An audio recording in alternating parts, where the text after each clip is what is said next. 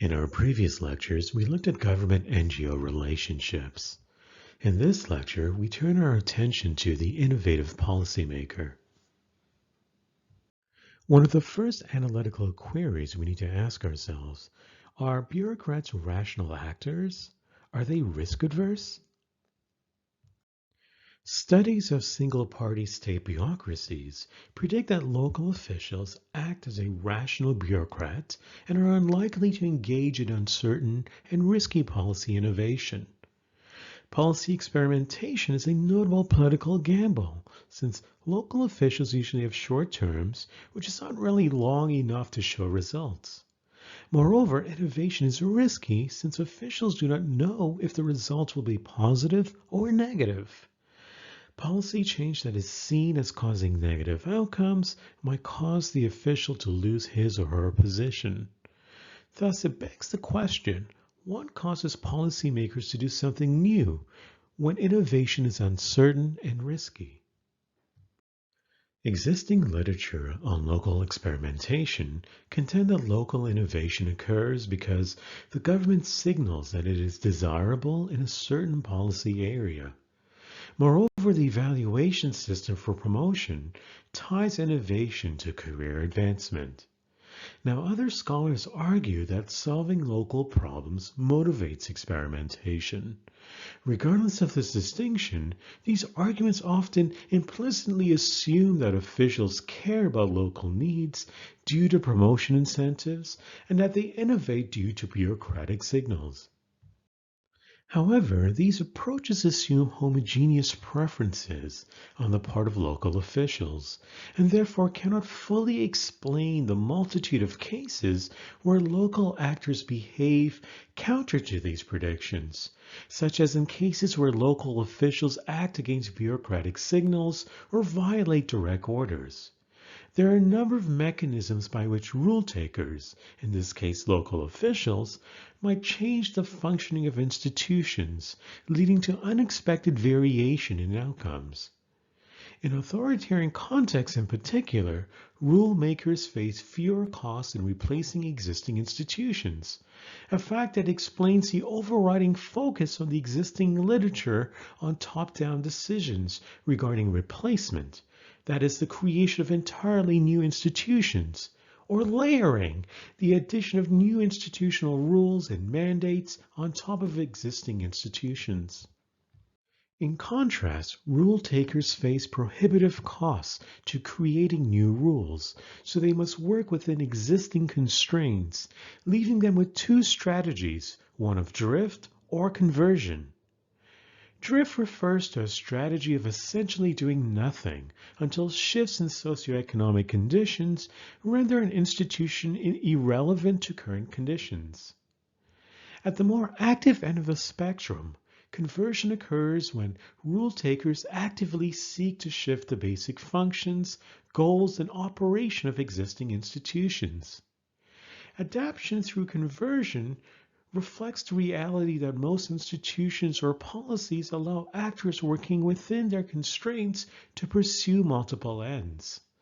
Thus, actors tasked with policy implementation may seek to reinterpret rules to suit their own goals and objectives within the constraints of the space available for adaptation. The next key question to ask is adaptability to respond to governance challenges the key mechanism behind a government's resilience.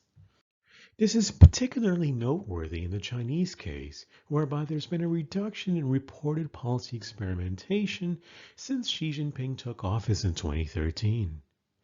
This is due to greater scrutiny of activities of local policymakers and a recentralization of political power.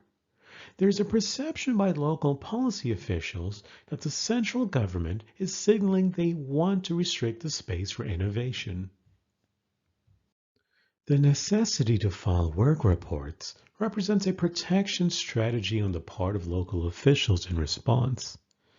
While policy changes by rulemakers at the central level are clearly filtering down to affect local policy officials' behavior, there are three main sources of variation that could encourage policy innovation. That is, ineffective vertical incentives, differing base preferences, and communities of practice. The first one is ineffective vertical incentives. The target management responsibility system consists of a set of performance criteria that aligns local officials' behavior with the preferences of the center. Subnational officials are evaluated regularly using this system, which uses economic targets like local GDP and public goods provision to evaluate cadre performance and determine promotions and raises. Local officials, whether concerned about career advancement or security, are theorized to be incentivized to implement policies or design experimental pilots that might score points on the evaluation, and innovation itself earns points. Yet, when we look at the scope conditions under which this evaluation system exerts control over officials' behavior, we find that some, but not all, outcomes can be explained in this fashion.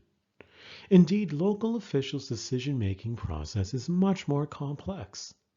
The analytical challenge is to discuss incentives in the system in such a manner that it reduces complexity, but still captures the motivations of those in the system.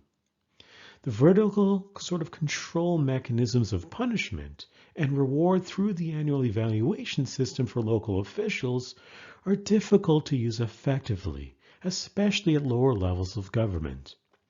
Additionally, most officials remain in their birth province for their entire careers rather than being promoted to the central government, and thus they respond more to local government's challenges when developing experimental policies than to vertical control mechanisms. Even for officials who do want higher positions, most are promoted within the same province, which also focuses them more on the local needs than central mandates. In addition, the social networks in which local officials are embedded in their birth province reinforce an incentive to pay more attention to local needs rather than central mandates. This suggests in some that the majority of local officials are sealing native officials and know from an early stage in their careers that they're not participating in a leadership tournament. Thus, the incentive provided by the evaluation system is not as strong as it is for the sort of minority of officials positioned to advance to higher level positions outside of their birth province. Another consideration to understand why local policymakers experiment is looking at differing base preferences.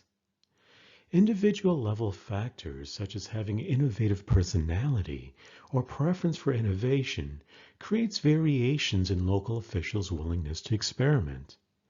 Studies of business leaders and government officials typically use psychological testing to create profiles of policy entrepreneurs, and these profiles in aggregate form and define an innovative personality that tries to identify the individuals more likely to experiment or change policy.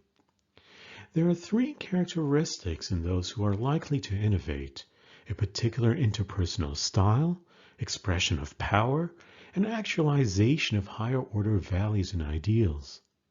Certain types of leaders are more likely to innovate, even in high-risk settings, and shows how substantial variation in local policy experimentation is determined, at least in part, by the individual personality characteristics and agency of local leaders. The base preference to experiment with policy to find solutions to problems is observed in the empirical pattern of policy champions who are notably rotated to another post. Policy experimentation was often driven by preferences for innovation on the part of individual officials, that is, the rule takers, even in the face of central rule makers' sanctioning or disinterest. Finally, a third variable to examine why local officials tend to experiment is looking at their communities of practice. A communities of practice consists of members whose shared ways of doing and approaching things and generating mutual ideas, tools, routines, and vocabulary that capture the accumulated knowledge of the community. In other words, knowledge gained through professional networks or cohorts shapes how local officials understand the costs and benefits of policy experimentation. Why officials use information from their own networks more than other sources of information can partially be explained by the complexity of the evaluation process that creates multiple paths for advancement. And the uncertainty of what leads to success is such that network information matters more. In other words, it is local policymakers' perceived performance relative to peers that is prized most for career prospects. When describing how they design a policy experiment, officials describe a process of learning about a new policy solution to an existing problem through their personal networks. This suggests the importance of horizontal comparison and peer normative isomorphism as a source of variation in officials' behavior, which is also observed with the diffusion of local innovation. This all culminates in this sort of idea that a top-level design governance model can constrain or eliminate the space for bottom-up policy innovation. Although the evaluation system can incentivize local officials as rule takers to implement policies desired by the central government as a rulemaker, it does this more acutely for a small number of upwardly mobile officials. In addition, the complexities and nuances of the evaluation system often lead to local officials relying on each other via communities of practice to navigate the system. The ability of the central government to control local officials' decisions to experiment with policy is limited, and more significant factors are local pressure to respond to governance problems, imitating peers' innovations, and individuals' preferences for innovation. These factors influence the likelihood of policy experimentation more than the institutional changes at the central level.